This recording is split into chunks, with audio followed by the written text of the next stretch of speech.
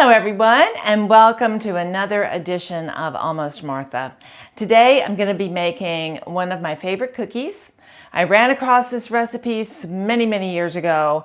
It was a Chicago Tribune Holiday Cookie Award winner by Miss Fay Kuhn in 1988. Yes, I've had this recipe a long time, or whenever I ran into it. It was created in 1988, but I've made it through the years so many times. It's one of Mark's favorite cookies, and it is mine too. So hang with me and let's make an award-winning cookie. It is a thumbprint cookie.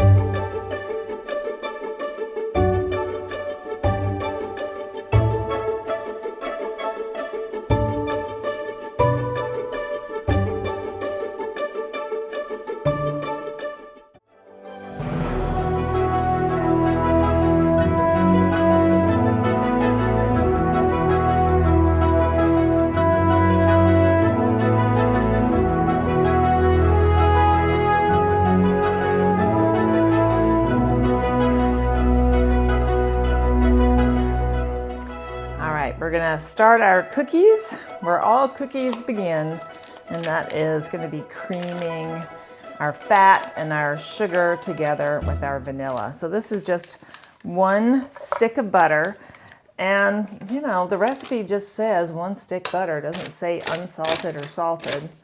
So I just have a salted stick here, so I'm just not gonna put quite as much salt into it. So one stick butter, and I have just a 1/4 cup of sugar. This is a very small recipe. So this is a little delicate, highly rich shortbread cookie. This recipe just doesn't make a lot. So often, quite often, I just go ahead and double it. I think one time I tripled it if I was gonna take them somewhere. So if you're gonna make it for a crowd, you gotta double this recipe. We have about 1 teaspoon of vanilla, but you know I like a lot of vanilla, and I'm going to be using my vanilla bean paste. So now we are just going to lift this and we're going to cream this together real quick. There's such a small amount of stuff in this big mixer bowl. So if you have a little hand mixer, maybe that's the way to go, but I don't even have one of those, so it's got to be in here. But it'll bulk up once we add some of the other ingredients. But as I said, it's a small recipe.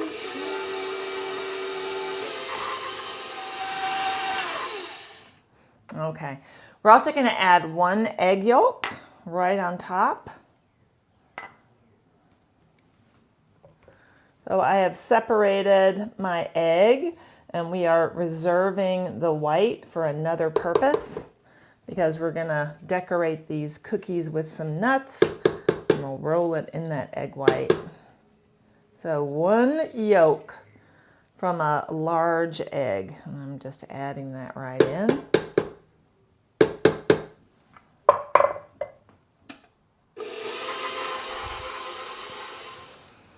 Okay, my butter was already, really soft at room temp. So now I'm gonna add in, I have 1 cup of flour, again, small recipe, and 1/4 teaspoon of salt. And I'm just gonna add that right in to the flour. And just mix this up a little bit. And then we'll just add it right in. There's very little liquid, so you're really counting on the butter here to fold that flour in. This is very much like a shortbread cookie.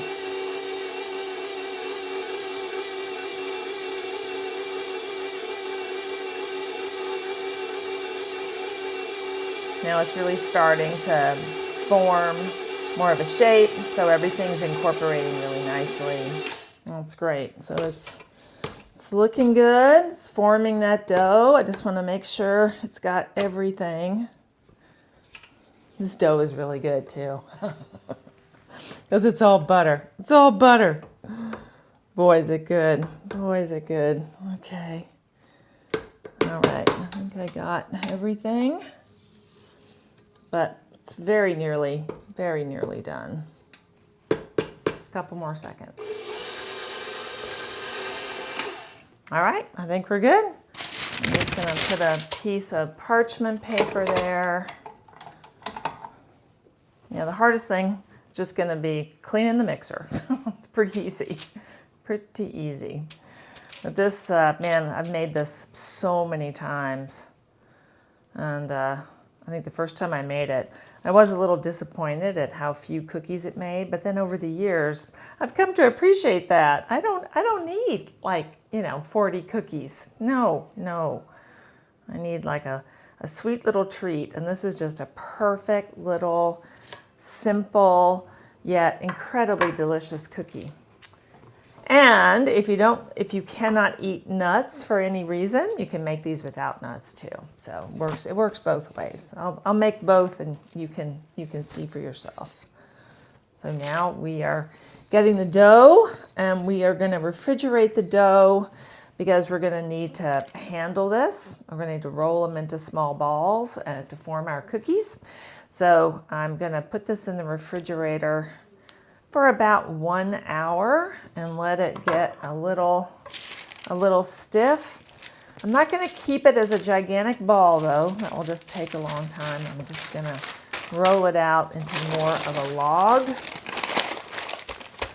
that way it will harden just a little faster. It's not so dense in a big ball. Okay, wrapping it up. Gonna put it in the refrigerator and we'll keep it there for about 1 hour. All right, if I was gonna put nuts on every cookie, Faye says to use 1.25 cups of finely chopped nuts. I just had about 1 cup of pecans and I'm gonna chop these. I also put them in the oven and I roasted them for a few minutes because toasted pecans, really good, really good. I do have my little chopper here, so I'm just gonna put these slightly warm pecans in my chopper. Of course, you can chop these by hand, but it does take a little while because it's hard to get them all pretty fine. You don't want it powdery fine, but you want it fine enough that when you roll the cookie in it, it all looks pretty uniform. If you do it too much, you're going to get a fine powder, which is not what you want. So you just have to kind of watch. And I think in just a few seconds, we have what we're looking for. So I'm just going to put these in a small bowl. And we will put nuts on some cookies, but we'll do some without too. Because frankly, it's good both ways. So there you go.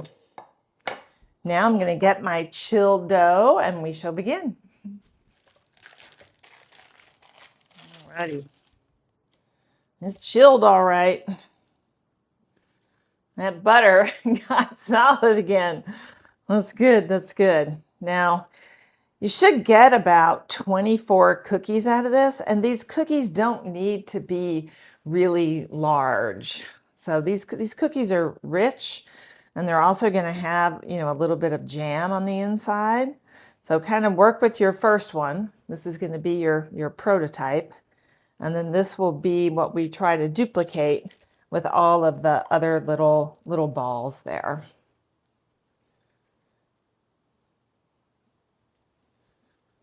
So much of baking and cooking is just kind of mindless kind of stuff.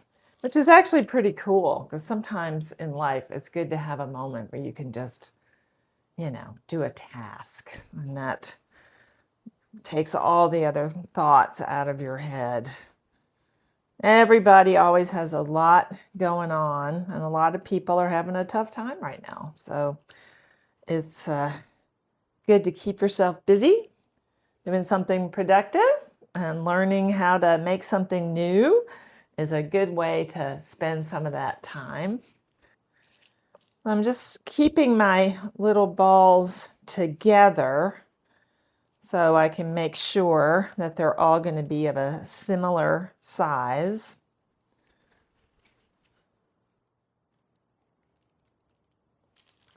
All right, well, I only ended up with like 18, so mine must be a little bigger than Faye's.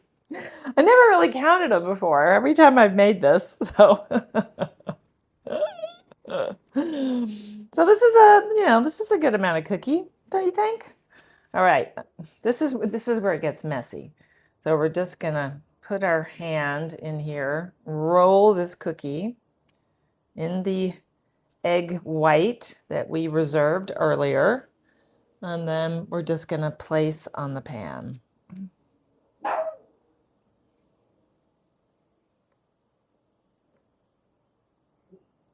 It's like the nuts got to be the perfect little consistency, so that's good. Perfect sized.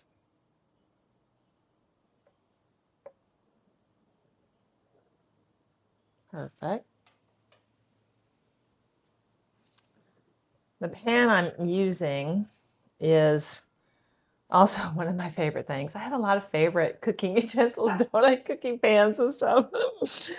This is called, it is a cookie sheet pan, but the thing about it is it's got a layer of air underneath it. So you don't have to use like parchment paper or anything like that on it. You just put it right on the pan because there's a cushion of air between the bottom of the pan and the oven.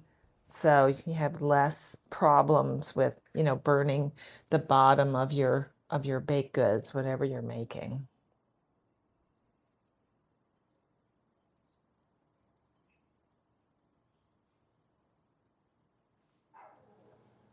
Now I'm gonna take these cookies before they go in the oven, and I'm gonna just press a little indentation right in the center.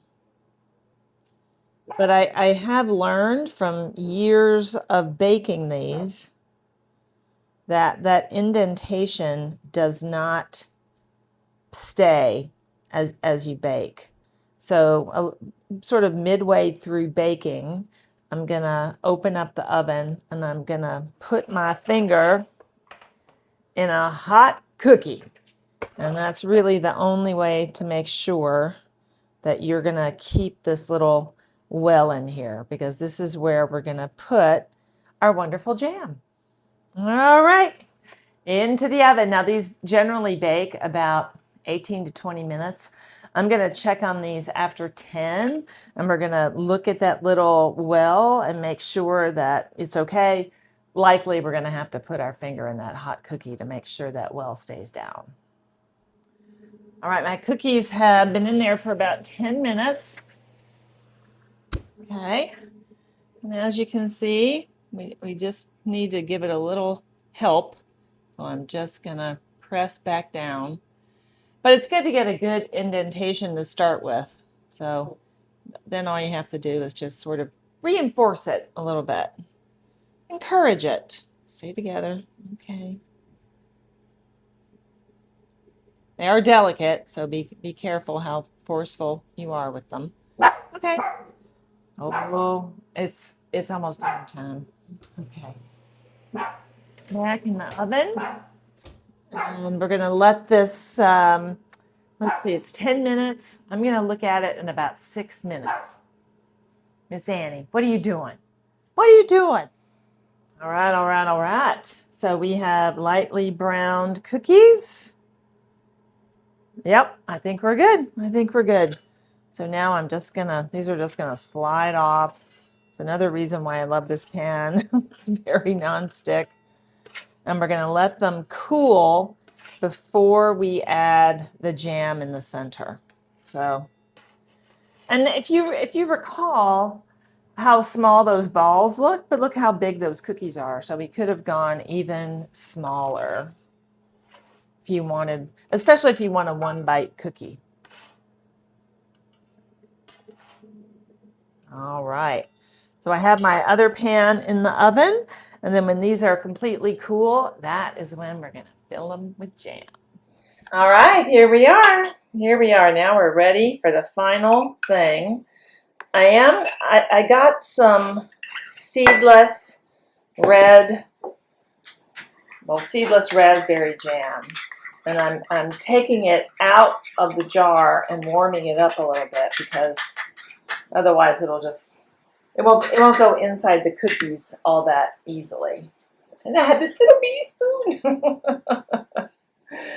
A small spoon is good too to get the proper, amount in each cookie. Perfect. Keep going. I don't know. I'm so glad I didn't make a million of these today. It's been a busy day. There we have it. There we have it. So pretty, so good. Now I'm going to taste one.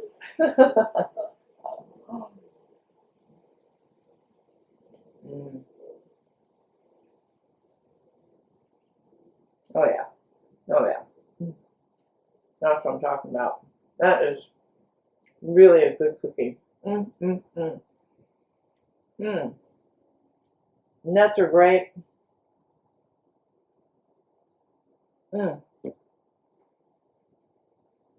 It is really shortbready, very buttery. And that little bit of jam just really makes it.